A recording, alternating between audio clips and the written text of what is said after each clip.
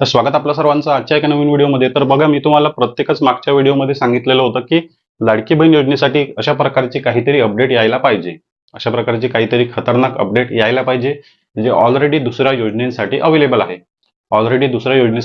आहे. कशा प्रकारची अपडेट आहे ते मी तुम्हाला या ठिकाणी एक डेमो दाखवणार आहे, कारण माझ्याकडे त्याचं लॉग इन असल्यामुळे मी तुम्हाला ते या ठिकाणी लाईव्ह दाखवू शकतो. पण लाडकी बहीण योजनेसाठी तशा प्रकारची सर्व्हिस शासनाने अवेलेबल करून दिलेली नाही. ऑनलाईन लाडक्या बहिणींना त्यांचा लाभ, त्यांचा अर्ज, त्यांची केवायसी, त्यांचे पैसे आणि पेमेंट का फेल झालं, कशामुळे फेल झालं, काय प्रॉब्लेम आहे, ते सर्व माहिती या ठिकाणी पाहायला मिळू शकते. पण लाडकी बहीण योजनेसाठी अशा प्रकारची सर्व्हिस आलेली नाही, पण शासनाने द्यायला पाहिजे. सर्व्हिस कशी आहे ते सर्वात आधी पहा. एक म्हणजे बघा, या ठिकाणी मी वेबसाईट ओपन केलेली आहे. आता ही वेबसाईट जी आहे ते संजय गांधी निराधार योजना आणि जे काही एक दोन श्रावणबाळ निराधार योजना आहेत त्यांच्यासाठी आहे. लाडकी बहीण योजनेची साठी ही वेबसाईट लॉग इन नाही. फक्त एक्झाम्पल साठी मी तुम्हाला या ठिकाणी दाखवत आहे की अशी वेबसाईट लाडकी बहीण योजनेसाठी सुद्धा आली पाहिजे.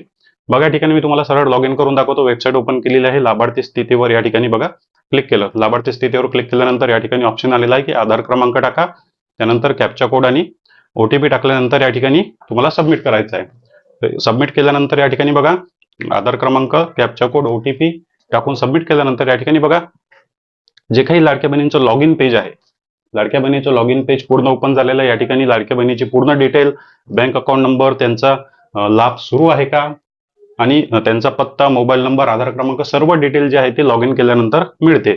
आता हे लॉग इन आहे संजय गांधी निराधार योजनेसाठी. संजय गांधी निराधार योजनेचा जी बहीण लाभ घेत आहे त्या बहिणीचं ही लॉग इन आयडी मी तुम्हाला वेबसाईटवर लॉग इन करून दाखवत आहे.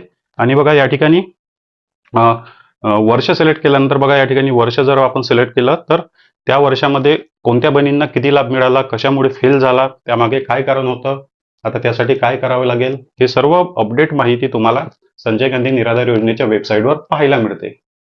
लाडकी बहीण योजनेसाठी नाही.